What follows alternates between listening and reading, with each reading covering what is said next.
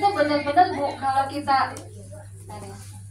kita pahami, kalau kita renungkan pada saat pembacaan Mahlul Qiyam, itu seakan-akan Rasulullah datang. Ya. Bagaimana kalau Rasulullah itu datang, kemudian mengaminkan doa kita? Kalau Rasulullah yang mengaminkan doa kita, ya maka arusnya Allah tidak akan menolak. Ya. Jadi pada saat di majelis hadirkan apa yang kita minta sama Allah. Ya. Kalau bisa tuh Mahlul Qiyam tuh nangis Bu. Karena nanti air matanya tuh buat saksi pada saat menghadap Allah. Ya Rabb, ini air mata si fulan. Ya, pada saat Mahlul Qiyam nangis. Jangan nangisnya karena suaminya kawin lagi. Tidak akan diambil sama Allah. Ya, tidak akan Allah ambil air matanya. Tapi air mata yang pada saat merindukan Rasulullah, pada saat Mahlul Qiyam, itu air matanya diambil oleh malaikat, disimpan. Buat apa? Buat saksi pada saat kita muhasabah di hadapan Allah.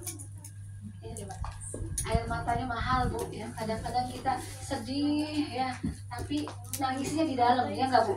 Sedih gitu ya, tapi nangisnya di dalam. Kenapa? Ya memang karena mendengar alunan Mahlul Qiyam tuh, ya Allah, ya kayaknya tuh nggak ada lagu yang tersentuh ya selain lagu Mahlul Qiyam.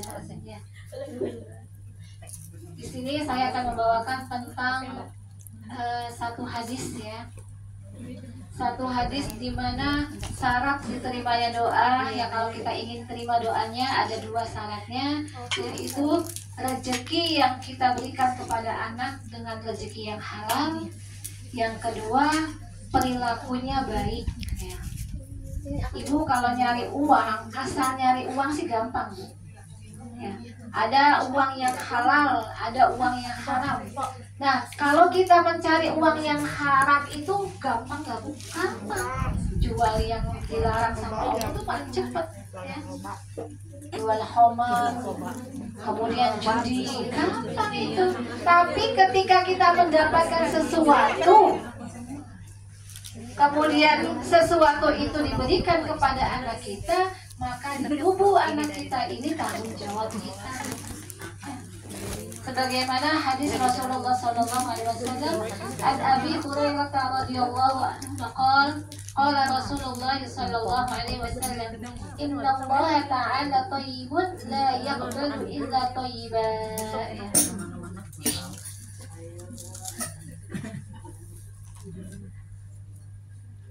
Sesungguhnya Allah itu mencintai yang baik-baik ya. Dan Allah hanya menerima doa orang yang ketika dimakan di perutnya itu baik. Jadi artinya apa? Artinya rezekinya halal ya. Dari pagi sampai sore suami kita mencari nafkah, kemudian pulang ada yang dibawa diberikan kepada istrinya, kemudian istrinya dibelanjakan makanan, kemudian dimakan sama anaknya.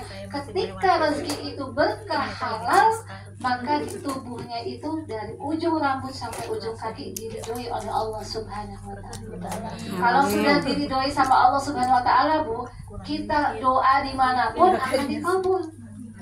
Jadi syaratnya adalah rezeki yang halal yang ada di tubuh kita ya.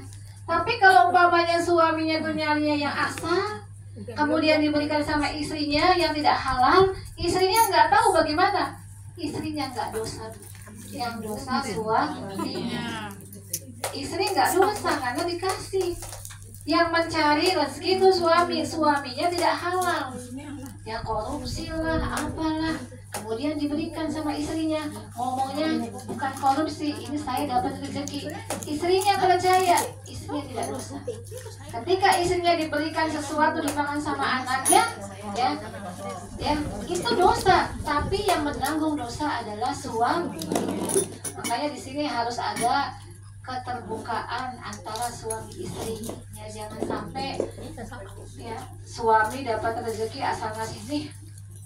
Istri bertanya, dari mana ya? Nah, udah, tugas kamu tinggal di rumah aja. Jadinya ini dari ini ya.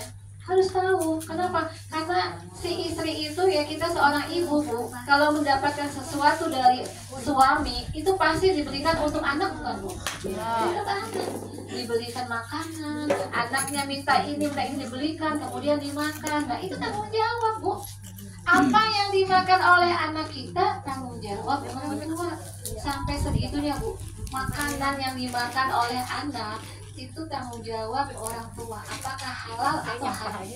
Kalau halal pasti mendapat pahala, dan doanya setiap dikeluarkan doa insya Allah diijabah. Tapi kalau rezekinya dari haram, dimakannya dosa, ya, sekujur tubuhnya dosa. Ketika nanti menghadap Allah, Allah tidak ridho, bagaimana?